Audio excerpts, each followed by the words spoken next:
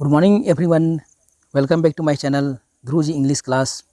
CG board कक्षा 12वीं में जो बच्चे सप्लीमेंट्री आए हैं भूगोल विषय में, वे इस वीडियो को शुरू से आखिर तक देखिए बिना स्किप किए। पहला प्रश्न देखिए, फूलों की कृषि क्या कहलाती है? तो देखिए, फूलों की कृषि पुष्पोत्पादन कहलाती है। दूसरा देखिए, आर्थिक क्रियाएँ किसे कहते हैं?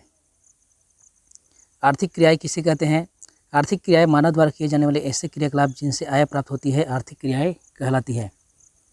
प्रश्न 3 आएगा आपका, पार महाद्वीपीय रेल मार्ग क्या होता है? तो आंसर आप लोग देख सकते हो, पार महाद्वीपीय रेल मार्ग उन रेल मार्ग को कहते हैं जो किसी महाद्वीप के एक छोर को दूसरे छोर से जोड़ते हैं, जिसका निर्माण आर्थिक व राजनीतिक उद्देश्य के लिए किया जाता है। प्रश्न 4 देखिए, प्रश्न 4 में आएगा, जनसंख्या वृद्धि से क्या तात्पर्य है? तो जनसंख्या वृद्धि का तात्पर्य आपको बताना है। प्रश्न 5 देखिए, किन्हीं दो जीवाश्म ईंधन के नाम बताइए। जीवाश्म ईंधन आप लोग जानते हो, जैसे कोयला हो गया, पेट्रोल, जो सैकड़ों हज़ारों साल तक जो जीवाश्म दबे रहते हैं, पेड़ पौधे, जीव जंतु, वो सड़ के हज़ारों सालों बाद क्या बनते हैं? कोयला या पेट्रोलियम। प्रश्न 6 देखिए, हिमालय प्रदेश के भरमौर क्षेत्र में कौन सी जनजाति रहती है? तो देखिए, जनजाति क्या है? गद्दी जनजाति वहाँ रहती है। प्रश्न 7 में देखिए, परमाणु ऊर्जा किन दो खनिजों में प्राप्त की जाती है? देखिए, परमाणु ऊर्जा यूरेनियम और थोरियम खनिजों में प्राप्त की जाती है। प्रश्न 8 देखिए, 8 में आएगा आपका, टिप्पणी आपको लिखना है कौन क्वेश्चन में? उच्च प्रौद्योगिकी उद्योग में, विनिर्माण में और स्वच्छंद उद्योग में, इसमें आपको टिप्पणी लिखना है, यानी उसके बारे में लिखना है। ये आता है 3 नंबर का। ये हो गया प्रश्न 8। अब देखिए प्रश्न 9। प्रश्न 9 में देखिए, ऋणात्मक भुगतान संतुलन का होना किसी देश के लिए क्यों हानिकारक होता है? देखिए, ऋणात्मक भुगतान की स्थिति में किसी देश के आयात के मूल्य उसके निर्यात के मूल्य से अधिक होता है। ऐसी स्थिति में देश के संसाधनों का दुरुपयोग होता है, देश की अर्थव्यवस्था बिगड़ जाती है। अतः ऋणात्मक भुगतान संतुलन का होना किसी देश के लिए बहुत ही हानिकारक होता है। जैसे कि अभी श्रीलंका पूरे कर्जे पर डूब गया है, डेप्ट में। अब देखिए प्रश्न 10 में क्या आएगा, टी आकार के प्रतिरूप का चित्र बनाइए। ये भी 3 नंबर का है। टी आकार का जो है प्रतिरूप आपको बनाना है। अब देखिए, इसी में रेखीय प्रतिरूप का चित्र बनाइए। तो ये हो गया रेखीय प्रतिरूप का चित्र। तो ये सब क्वेश्चन 100% तो आएगा पेपर में, ऐसा नहीं बोल रहा हूँ, लेकिन बिल्कुल इसमें से क्वेश्चन आएगा। प्रश्न 11 में देखिए, स्थानांतरित कृषि का भविष्य अच्छा नहीं है, विवेचना कीजिए। इसका आपको दोष बताना है कि क्या क्या हानि है स्थानांतरित कृषि के। प्रश्न 12 देखिए, ग्रामीण नगरीय जनसंख्या संरचना को स्पष्ट करें। जो ग्रामीण जनसंख्या है, ग्रामीण नगरीय जनसंख्या, उसकी संरचना को स्पष्ट करना है। तो आप लोग देख सकते हो, इसकी पूरा आपको तैयारी करना है। ठीक है बच्चों, आई होप आप लोगों को वीडियो अच्छा लग रहा होगा, तो वीडियो को अभी से लाइक कीजिए। अब देखिए प्रश्न 13 में क्या आएगा, हरित क्रांति की उपलब्धियों का वर्णन करना है। तो हरित क्रांति कब लागू हुआ और क्या क्या उसमें बदलाव हुआ, उसके कारण से उसको आपको पूरा डिटेल में बताना है। यह आता है 3 नंबर का क्वेश्चन है।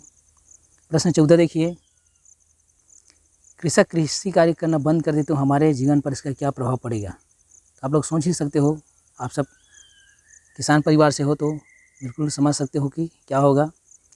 छत्तीसगढ़ के अधिकांश लोग कृषि कार्य से जुड़े हैं तथा यहाँ आर्थिक दृष्टि से यहाँ के लिए महत्वपूर्ण है।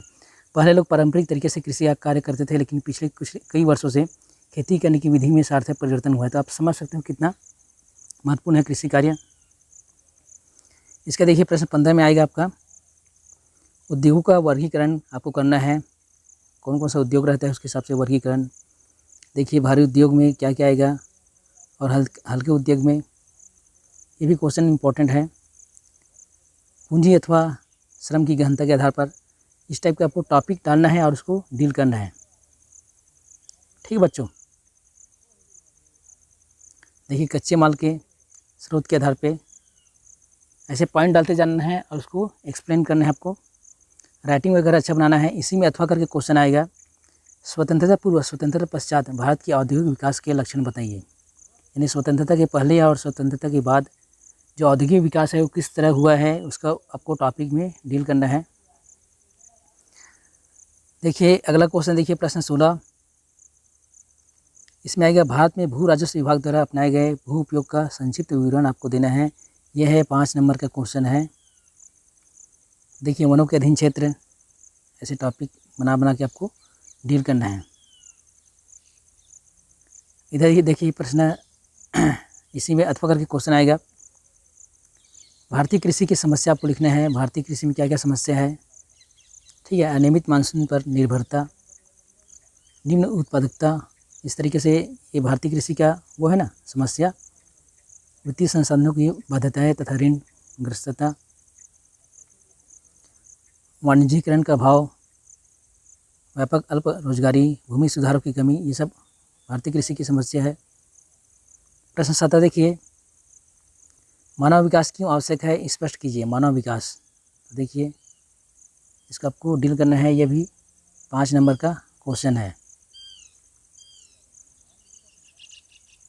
प्रश्न 18 में देखिए क्या आएगा, मानव भूगोल की परिभाषा दीजिए तथा इसका प्रकृति की विवेचना आपको करना है।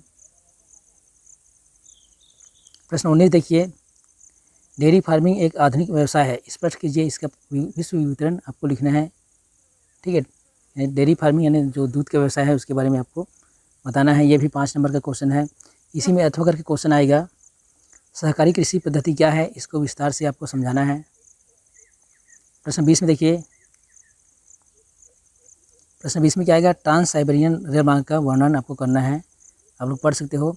यह विश्व का सबसे लंबा रेल मार्ग है, इसकी लंबाई 9332 किलोमीटर है। एशिया के सुदूर पूर्व प्रशांत तट पर स्थित व्लादिवोस्टोक नगर के यूरोपीय भाग में स्थित रूस की राजधानी मॉस्को से होकर सेंट पीटर्सबर्ग बंदरगाह तक गया है। देखिए ट्रांस साइबेरियन रेल मार्ग आप लोग देख सकते हो स्क्रीन में, ये है। इसका देखिए प्रश्न 21 में क्या आएगा, मैप। छत्तीसगढ़ के चिन्हांकित मानचित्र में निम्न को पहचानिए तथा उनके नाम अपने उत्तर पुस्तिका में लिखना है। क्या क्या दिया है, छत्तीसगढ़ की मुख्य नदी, छत्तीसगढ़ का लौह उद्योग, एक सीमेंट कारखाना, छत्तीसगढ़ की न्यायधानी, सुपर थर्मल पावर केंद्र। न्यायधानी आप लोग जानते हो बिलासपुर कि वहीं हाई कोर्ट है, ये दिया गया है। देखिए तो ए में क्या है, ये क्या चीज़ है उसको आपको बताना है, ये दिया है ए, तो आंसर आप लोग देख सकते हो। ए है छत्तीसगढ़ की मुख्य नदी, बी में दिया है छत्तीसगढ़ का लौह उद्योग भिलाई स्टील प्लांट। इसी में अथवा क्वेश्चन आएगा, ये है भारत वाला। भारत की सीमा कर मानचित्र में निम्नांकित को दर्शाना है आपको, थार का मरुस्थल, गंगा नदी, कच्छ का रण, मुंबई, नीलगिरी पर्वत, ठीक है बच्चों, इसका आपको दर्शाना है। देख सकते हैं आप लोग यहाँ पे दिया गया है, थार का मरुस्थल है, ये गंगा नदी है, ये मुंबई है, कच्छ का रण है। इसी में आएगा आपका 22 वाला क्वेश्चन, विश्व के सीमा कर मानचित्र में दर्शाए गए निम्नलिखित को पहचाने तथा उनके नाम अपनी उत्तर पुस्तिका में लिखना है। देख सकते हैं ये विश्व का है, एक छत्तीसगढ़ का, एक भारत का, एक विश्व का, तीनों को आपको देखना है। देख सकते हैं आप लोग ये विश्व का नक्शा है, ठीक है बच्चों। आई होप आप लोगों को पूरा समझ में आया होगा क्वेश्चन। इसी प्रकार का जो आपका मार्च में जो पेपर हुआ है बोर्ड का, सेम उसी पैटर्न में सप्ली का पेपर होगा, यानी 30 से 40% जो कटौती के हिसाब से आपका जो सिलेबस बना था उसके हिसाब से पेपर हुआ है वैसे ही आएगा। आप 5 साल के पेपर देखोगे तो इसमें क्या होगा, वो तो 100% सिलेबस के हिसाब से रहेगा। आपको 30 से 40% के हिसाब से जो सिलेबस दिया है पिछले साल वाला उसको ध्यान में रखना है।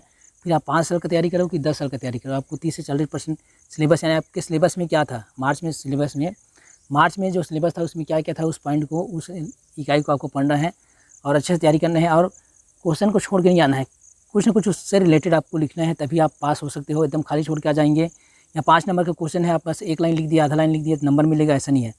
आपको 5 नंबर के हिसाब से उसको पूरा भरना पड़ेगा। बिल्कुल आपका राइटिंग अच्छी बननी चाहिए, तभी आपको नंबर मिलेगा, ठीक है बच्चों।